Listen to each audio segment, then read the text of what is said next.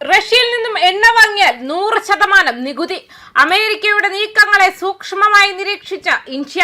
റഷ്യയിൽ നിന്നും crude oil വാങ്ങുന്ന ഇന്ത്യയും ചൈനയും ഉൾപ്പെടെയുള്ള രാജ്യങ്ങൾക്ക് മേൽ 100% വരെ നികുതി ചുമത്താൻ വ്യവസ്ഥ ചെയ്യുന്ന അമേരിക്കയുടെ പുതിയ നിയമനിർമ്മാണ നീക്കത്തെ ഇന്ത്യ സൂക്ഷ്മമായി നിരീക്ഷിച്ചു വരികയാണെന്ന് വ്യക്തമാക്കുന്നു. ഈ ബില്ലിന് നിലവിൽ 60ഓളം US സെനറ്റർമാരുടെ പിന്തുണ ലഭിച്ചതായാണ് റിപ്പോർട്ടുകൾ. ഈ സംഭവ വികാസങ്ങളെ തങ്ങൾ സൂക്ഷ്മമായി നിരീക്ഷിച്ചു വരികയാണെന്നും നിർദ്ദിഷ്ട നിയമനിർമ്മാണത്തെക്കുറിച്ച് തങ്ങൾക്ക് വ്യക്തമായ ധാരണയുണ്ടെന്നും വിദേശകാര്യ മന്ത്രാലയ വക്താവ് രൺധീർ ജയ്സ്വാൾ വാർത്താ സമ്മേളനത്തിൽ പറഞ്ഞു. നിർദ്ദിഷ്ട ബില്ലിനെ കുറിച്ചുള്ള ചോദ്യത്തിന് മറുപടിയായി ലോകത്തിലെ വിവിധ രാജ്യങ്ങളിൽ നിന്നും ഇന്ത്യ എണ്ണ വാങ്ങുന്നുണ്ടെന്നും അത് ഞങ്ങളുടെ ഊർജ്ജ സ്രോതസ്സുകളെ ആശ്രയിച്ചുള്ള സമീപനത്തിന്റെ അടിസ്ഥാനത്തിലാണെന്നും അദ്ദേഹം വ്യക്തമാക്കി. ഡെമോക്രാറ്റ് സെനറ്റർ റിച്ചാർഡ് ബ്ലൂമെന്തലും അന്തരിച്ച റിപ്പബ്ലിക്കൻ സെനറ്റർ ലിൻസെ ഗ്രഹാമും ചേർന്നാണ് ഈ നിയമനിർമ്മാണത്തിന് രൂപം നൽകിയത്. ഉക്രൈനെതിരെയുള്ള യുദ്ധത്തിനുള്ള ഫണ്ട് കണ്ടെത്താനായി റഷ്യൻ പ്രസിഡന്റ് വ്ളാഡിമിർ പുടിൻ ഉപയോഗിക്കുന്ന വരുമാന സ്രോതസ്സുകൾ ഇല്ലാതാക്കുക എന്ന ലക്ഷ്യത്തോടെ റഷ്യയുടെ രാഷ്ട്രീയ നേതൃത്വം, ധനകാര്യ സ്ഥാപനങ്ങൾ, ഊർജ്ജ മേഖല എന്നിവയ്ക്ക് മേൽ വലിയ രീതിയിലുള്ള ഉപരോധങ്ങൾ ഏർപ്പെടുത്താനാണ് ഈ ബില്ലിലൂടെ ലക്ഷ്യമിടുന്നത്. റഷ്യൻ എണ്ണ വാങ്ങുന്ന 5 പ്രധാന രാജ്യങ്ങളായ China, India, Slovakia, Hungary, Azerbaijan എന്നിവയ്ക്ക് മേൽ 100% നികുതി ചുമത്താനാണ് നിർദ്ദിഷ്ട നിയമനിർമ്മാണം ലക്ഷ്യമിടുന്നതെന്ന് ചൊവ്വാഴ്ച സെനറ്റർ റിച്ചാർഡ് ബ്ലൂമെന്തൽ പറഞ്ഞു. റഷ്യയിൽ നിന്നും ക്രൂഡ് ഓയിൽ വാങ്ങുന്നത് തുടരുന്ന രാജ്യങ്ങളെ ലക്ഷ്യം വെച്ചുള്ളതാണ് ഈ ബില്ല്. റഷ്യയ്ക്ക് മേലുള്ള സമ്മർദ്ദം ശക്തമാക്കുന്നതിന്റെ ഭാഗമായി ഈ രാജ്യങ്ങൾക്ക് കടുത്ത വ്യാപാര പിഴകൾ ചുമത്താൻ ഇതിലൂടെ സാധിക്കും.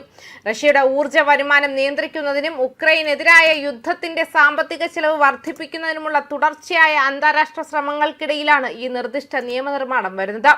റഷ്യയുമായുള്ള ഊർജ്ജ വ്യാപാരം തുടരുന്ന രാജ്യങ്ങളെ ലക്ഷ്യമിട്ടുള്ളതാണ് US നിർദ്ദേശം എന്നതിനാലാണ് ഇന്ത്യ ഇതിൽ പ്രതികരണം അറിയിച്ചിരിക്കുന്നത്. തങ്ങളുടെ എണ്ണ വാങ്ങൽ തന്ത്രങ്ങൾ രാജ്യത്തിന്റെ ഊർജ്ജ ആവശ്യകതകളെ അടിസ്ഥാനമാക്കിയുള്ളതാണെന്നും വിവിധ രാജ്യങ്ങളിൽ നിന്നും ക്രൂഡ് ഓയിൽ വാങ്ങുന്നുണ്ടെന്നുമാണ് ഇന്ത്യയുടെ നിലപാട്.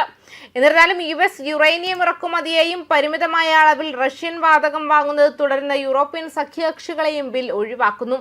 മൊത്തം വാതകത്തിന്റെ 15% താഴെ ഇറക്കുമതി ചെയ്യുകയും ആശ്രിതത്വം കുറയ്ക്കുന്നതിനുള്ള നടപടികൾ സ്വീകരിക്കുകയും ചെയ്യുന്ന 15 യൂറോപ്യൻ വാങ്ങുന്നവരെ ബിൽ ഒഴിവാക്കുന്നു.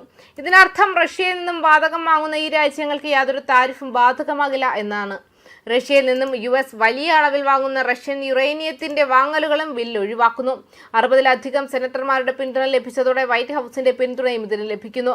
മരണത്തിന് മുൻപ് ഭരണകൂടത്തോടൊപ്പം ഈ നിയമനിർമ്മാണം നടത്തുന്നതിന് ഏകദേശം 2 വർഷത്തോളം ചിലവഴിച്ച സെനറ്റർ ലിൻസെ ഗ്രഹാമിന്റെ പെട്ടെന്നുള്ള മരണത്തെ തുടർന്ന് ബില്ലിന്റെ രാഷ്ട്രീയ പ്രാധാന്യം അടുത്തിടെ വർദ്ധിച്ചു.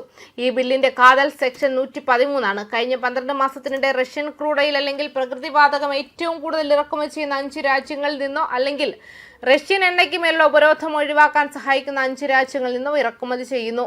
സാധനങ്ങൾക്ക് 100% വരെ തീരുവ ചുമത്താൻ ഇത് പ്രസിഡന്റിനോട് നിർദ്ദേശിക്കുന്നു.